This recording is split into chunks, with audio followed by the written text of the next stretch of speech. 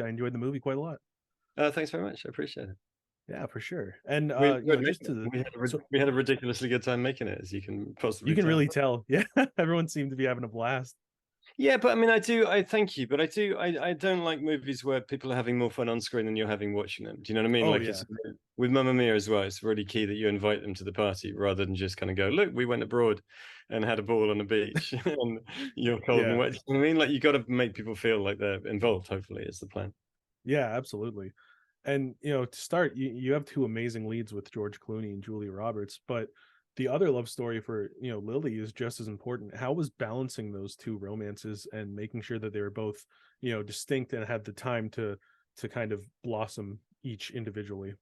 That's a lovely question. Thank you. Yeah, it's interesting because every time you go away from George and Julia, you're aware that George and Julia aren't on screen. Do you know what I mean? And that in itself is a Yeah. challenge since they're the money and that's what everyone's there for. On the other hand, it helps when you have the glorious Caitlin Dever, who actually for whom I wrote the movie anyway. Like I knew she was a friend of mine anyway, and I actually bumped into her a few months before and at a party and said, I'm writing a film for you. And normally that's a really crap chat up line of from a relic of an older time, a worse time.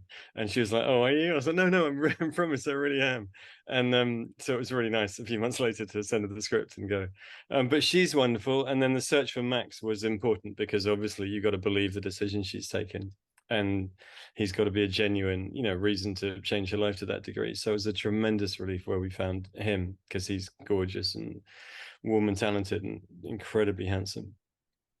So it was, lovely. And then Julia and George loved. They were really chuffed. I'd already cast. When I cast Caitlin, they were really delighted. They thought she was one. They already knew her work and thought she was wonderful. So it was an intensely happy time. For yeah, nice to hang with all of them. That's awesome. And George and Julia already have really great chemistry from working together before. So how much of an advantage was it that you could kind of hit the ground running, or did you have to Oh, work on amazing. developing that? No, amazing. I mean, we shot the kiss scene on day two, I think, which you would never do if they hadn't. It was going to be a beautiful day, and there weren't going to be other beautiful days for a while, and a beautiful dawn. And so I was like, great, let's do it. But also, I mean, that's why I sent it to them. I mean, in the first place, I sent it to both of them at the same time. I wrote it for them, like completely, and then sent it to each of them, going, I've sent this to you and the other one, and it only works if you both do it. Because apart from being, manifestly brilliant and gorgeous and all the other things that they obviously are, and enormous movie stars. It was also, if you're writing about a divorced couple, you want to believe that they were married and you want to see them get back together again. And George and Julia's friendship on screen and off has been so great over the years that we kind of feel like we've grown up with them. When I pitched the movie to them, I said I wanted it to feel like the sequel to a movie no one had ever seen, and they kind of give you that authenticity. Do you know what I mean? Because they genuinely, to my surprise, you always hope that friendships are real because you want to buy it. You see them on Kimmel or whatever, and but they just adore each other. I mean, it's totally. Julie was at the Kennedy Center honors last night, where George was being honored, and she wore a dress covered in pictures of George. I mean, they're really, really close, and their families are close. And so, oh, for me, it's just a gift. Yeah, I'm just yeah, I get to eat biscuits at the monitor and watch them laugh. That's so cool. And Ticket to Paradise has also had a really good longevity at the box office and has been very successful in bringing adults back to theaters. Why do you think that is? I think, well, I mean, it was a scary thing. We were all very determined. We had the chance to make the movie for streamers, who would frankly have paid more for it, paid everybody more for it. But we all felt strongly that if this isn't the movie, then what is? And we all believe very much in trying to get people back to the cinematic experience, particularly for comedy. To give people a chance to be in a room laughing is a real treat, and something that we've all, among the many other things we've missed, something we've very badly missed. And so, it was always the plan. And as for the longevity, yeah, it's incredibly flattering and gratifying.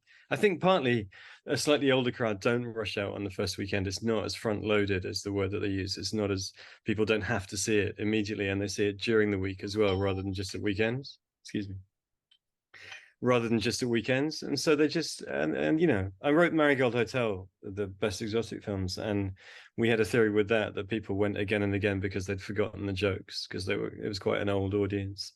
And so, like Goldfish, they would just go again and again and laugh for the first time. And this, I don't think, is that, but it's been really lovely. It was still in the top 10, I think, this weekend, and that's amazing. So, yeah, it's been really lovely. Absolutely. And you filmed in Queensland, Australia, and it looks really gorgeous. What were some of the highlights of filming there? Oh, endless. I lived on a beach. I had a house on the beach. One day I walked down to the beach, turned right, walked for half an hour and found my film set. It was just the most it's the nicest commute to work you could ever have. It was lovely. Australians were lovely. It was tough. We had 2 weeks quarantine and they had severe COVID restrictions, which was amazing. They made a real sacrifice, that country. But once there you could take off your mask and life was free. And yeah, it's just a gift. I mean, it was interesting, a challenge not to be able to go to Bali because the borders were closed, and so we had a crew there shooting backdrops, and we'd CGI them in, and so it was, it was a technical challenge, but brilliant to be honest. Have you ever been to Australia? I haven't. No, I have a family Go, there, but I've never Spencer. been. Go, Spencer. You'll. It's. I mean, not to be reductive, the whole country is amazing, but it's. I loved it. Loved it. I'd work there again in a heartbeat. Yeah, it'd be a nice contrast to the snow too. Go see your family. It's roasting there at the moment. Go see your family. Yeah, I will have to. And Yeah. Billy Lord steals so many scenes throughout the film. How is it working with her? She definitely seems like she kind of has her mother's sense of humor. Oh, she's a genius and she's lovely. And she was, for me, that was another gift. She's really close friends with Caitlin anyway from Booksmart. And so they were just really happy and just giggled together. And she knew George and Julia because her dad represents them. And so, she's grown up in that world and around that, around movie stars like that. And also she's hilariously funny. I didn't give her one of my, umpteen regrets about the movie is I didn't give her enough to do. And so I intend to write a whole movie for her. And hopefully but yeah, it was nothing but a pleasure and a gift. And also she was there with her kid who's gorgeous and just a brilliant person. And it's also a real credit to Julia and George and the writing that their characters remain so likable despite all the kind of meddling they're doing. Was it difficult to find that balance between having them be sort of antagonists, but also, still the audience still likes them and kind of roots for them? That's another lovely question, Spencer. No, I think they bring that with them. I mean, if you've seen My Best Friend's Wedding, Julia behaves far worse than that. I mean, she's just psychotically appalling, and yet somehow, because she's Julia, she just takes you with her. Do you know what I mean? And Mhm. so, yeah, it was always. I mean, it's something that you think about in the writing. Let's make sure we're not losing them. There's a point where George is mean to Max, and you kind of go, "Is that too mean? Is that?" But they have a really fine sense of performance and calibrating their performance and what the audience wants at any given point without sacrificing what they want to do to an imaginary audience, you know what I mean? But you're kind of just trying to weigh it up. And so in the end, I think they love their daughter so much that they, and if you show something where they come to learn the error of their ways, then I think you can get away with some fairly bad behavior before the error is revealed. Do you know what I mean? Mhm. If they For were sure. unrepentant, I think even with George and Julia's magnificent charm, you'd probably like them a little bit less by the end of the movie. But they Yeah, repent, definitely. so they win you around. And you also wrote the film. I was curious if your own fatherhood had an impact on the script, especially with your oldest reaching adulthood, since there's that great element of You're Lily good, starting Spencer. her You own really life. are. Yes, exactly. That was literally my way into the movie. The movie came out of a conversation I was having about Rip, who was 18, I think, at the time, and starting to make her own decisions, which are all of which are, clearly brilliant and not necessarily the ones I'd have made for her. And so it was just that thing. How much do you nudge along? How much do you try and be wise and to say what you absolutely know? And how much do you just lean back and give it up to them and watch the next generation rule? And so that was the genesis of the movie, how that came about. And my last question is, what lessons did you learn from Mamma Mia? Here we go again that you were able to apply here. Well, I mean, it was an enormous surprise to get I wrote Mamma Mia. I got the gig as a writer and thought that's all I was going to do. I directed 2 movies before, the combined budget of which wouldn't pay for lunch on one day of Mamma Mia.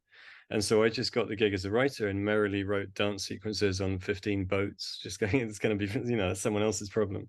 And then so to get offered the gig and to do the gig was unbelievably terrifying. But because I think it worked out okay, then it gives you a sense of like, oh, okay, maybe I can, I'd never have written this. I'd never have thought I could direct this. I'd never have approached George and Julia without Mamma Mia having happened. So confidence, I guess, rather than any specific lesson.